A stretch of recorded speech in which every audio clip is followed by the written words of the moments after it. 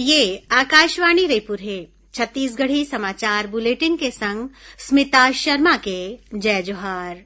अब सुनो आज के प्रमुख समाचार। मुख्यमंत्री हा आज नई दिल्ली के कृषि भवन में केंद्रीय कृषि और ग्रामीण विकास मंत्री शिवराज सिंह चौहान ले भेंट करिन। राज्य सरकार हा स्वास्थ्य विभाग के 17 जन अधिकारी मन के तबादला कर दे है। एमा 11 ठन जिला के मुख्य चिकित्सा अधिकारी और सिविल सर्जन शामिल हैं। और छत्तीसगढ़ युवा कांग्रेस डहर ले आज प्रदेश भर में बाढ़े बिजली बिल के सेती धरना प्रदर्शन करेगी। अब समाचार विस्तार ले। मुख्यमंत्री विष्णुदेव साय आज नई दिल्ली के कृषि भवन में केंद्रीय कृषि और ग्रामीण विकास मंत्री शिवराज सिंह चौहान ले भेंट करिन।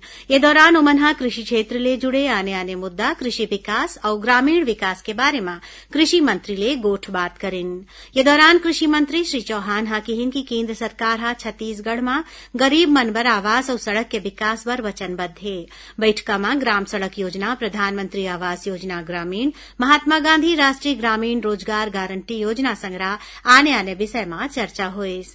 चर्चा के दौरान मुख्यमंत्री नक्सली हमला में शहीद के परिवार वाला मनला और आत्मसमर्पण करैया लोगन बर प्रधानमंत्री आवास योजना के तहत मकान दे जाए के बात कहिन।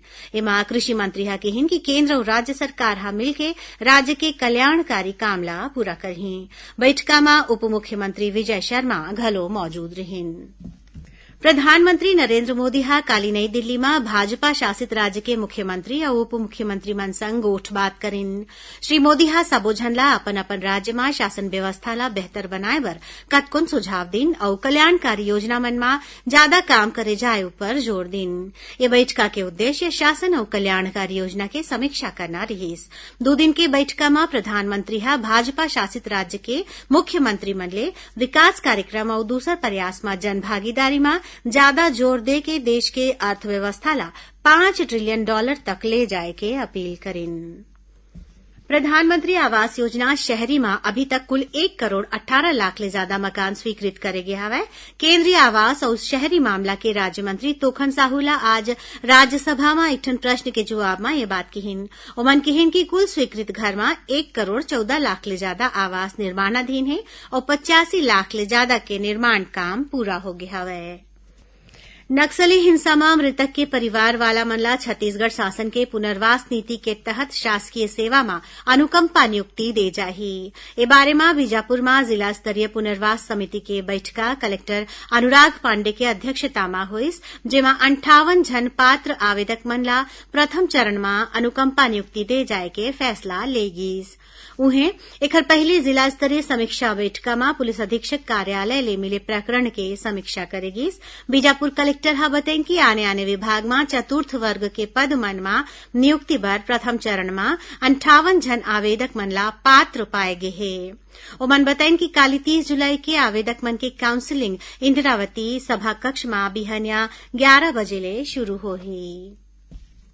राज्यपाल विश्वभूषण हरिचंदन आज राजभवन में रेडक्रॉस समिति के छत्तीसगढ़ इकाई डहार प्रकाशित बछर 2023-24 के स्मारिका के विमोचन करिन। ये मौका में रेडक्रॉस समिति के मुख्य कार्यपालन अधिकारी एमके राउत बताइन कि रेडक्रॉस डहार सबो सुविधा वाले भवन बनाए जावत है, जेखर भर राज्यपाल स्वेच्छा अनुदान मदले 72 लाख रुपया दीन है। एकरे संग आकस्मिक स्थिति में प्राथमिक चिकित्सा देवाए बर सरकारी डॉक्टर मनला प्रशिक्षक के रूप में नियुक्त करेगे है।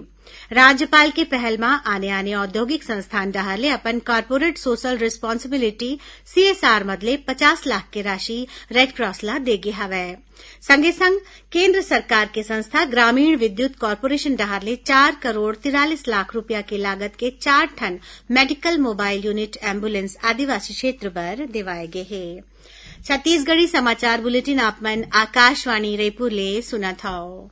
छत्तीसगढ़ के खबर ले है आपकी वास्ता और खबर के विश्वसनीयता ले है हमार वास्ता।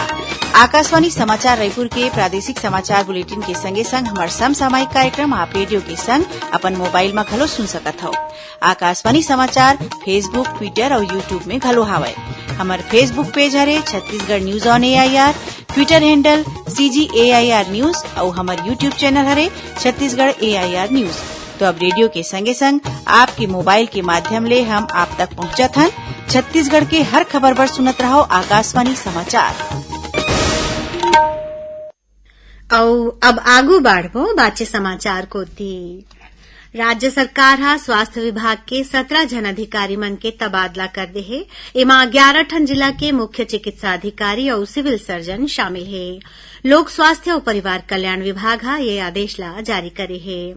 जारी आदेश के अनुसार डॉक्टर FR निराला ला सारंगढ़ बिलाईगढ़ के प्रभारी मुख्य चिकित्सा और स्वास्थ्य अधिकारी बनाए गे हवय। उन्हें राजेश अवस्थी ला बलौदाबाजार भाटापारा, विजय कुमार ला मोहला मानपुर अम्बागढ़ चौकी, यशवंत कुमार ध्रुव ला बेमेतरा, अजय रामटेके ला दंतेवाड़ा, रामेश्वर शर्मा ला गौरेला पेंड्रा मरवाही, कपिल देव पैकरा ला सूरजपुर, संजय बसाक ला बस्तर और अवधेश पाणीग्रही ला सक्ती जिला के प्रभारी मुख्य चिकित्सा और स्वास्थ्य अधिकारी बनाए गए हवय। छत्तीसगढ़ युवा कांग्रेस डहारले आज प्रदेश भर में बाढ़े बिजली बिल के सेती धरना प्रदर्शन करेगी। युवा कांग्रेस के कार्यकर्ता मन डहारले महंगा बिजली बिल और स्मार्ट मीटर के विरोध में ये आंदोलन करेगी। यही कड़ी में राजधानी रायपुर में प्रदेश अध्यक्ष आकाश शर्मा की अगुवाई में बूढ़ा तालाब के बिजली ऑफिस के आगू आंदोलन करेगी।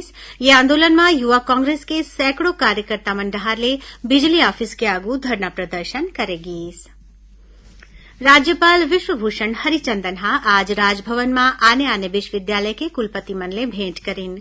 कुलपति मन हा उच्च शिक्षा के बेहतरी बर उनकर कार्यकाल में मिले महत्वपूर्ण निर्देश, मार्गदर्शन और सहयोग बर राज्यपाल के आभार जताइन। ये मौका में आयुष विश्वविद्यालय के कुलपति प्रोफेसर प्रदीप कुमार पात्रा, इंदिरा गांधी कृषि विश्वविद्यालय के कुलपति डॉक्टर गिरीश चंदेल, पंडित रविशंकर शुक्ल विश्वविद्यालय के कुलपति प्रोफेसर सच्चिदानंद शुक्ला और कुशाभाऊ ठाकरे पत्रकारिता एवं जनसंचार विश्वविद्यालय के कुलपति प्रोफेसर बलदेव शर्मा मौजूद रहिन। शेयर ट्रेडिंग के नाव में ठगी करैया 2 जन आरोपी मन ला रायपुर के साइबर थाना पुलिस हा गिरफ्तार करे हे। ठगी में शामिल सॉफ्टवेयर इंजीनियर और बैंक अकाउंट सप्लायर ला दुर्ग ले गिरफ्तार करे हे, जेकर तीर ले मोबाइल, लैपटॉप, डेबिट कार्ड, कार और बैंक खाता में जमा 8 लाख रुपया ला पुलिस हा होल्ड करा दे हे। आरोपी मन के नाव ले आने राज्य के लगभग 80 ठन पुलिस थाना और साइबर सेल में घलो रिपोर्ट दर्ज है। आज सावन के दूसर सोमवार है। मौका में प्रदेश भर के शिव मंदिर मन में भगवान भोलेनाथ के विशेष श्रृंगार करे जावत है। भक्त मन डहारले लाए गए आने नदिया के जल ले भगवान के अभिषेक करे जाते। यही कड़ी में शक्ति जिला के तुर्री धाम में शिव भक्त मन के भीड़ लगे है। तुर्री धाम में सावन महीना में मेला घलो भराथे। यहाँ स्थापित शिवलिंग ला प्रमुख ज्योतिर्लिंग मन जैसने पूजे जाते, काबर की यहाँ पहाड़ ले जल के धारा बहिथे जौनहा भगवान शिव के अभिषेक करथे। राजधानी रायपुर के शिव मंदिर मन में घलो आज बिहनिया चले शिव भक्त मन के लाइन लगे है। बुढ़ेश्वर महादेव, हटकेश्वर नाथ मंदिर, महादेव घाट संघरा सब्बो मंदिर मन में कांवड़िया मन डहारले जलाभिषेक करेगी।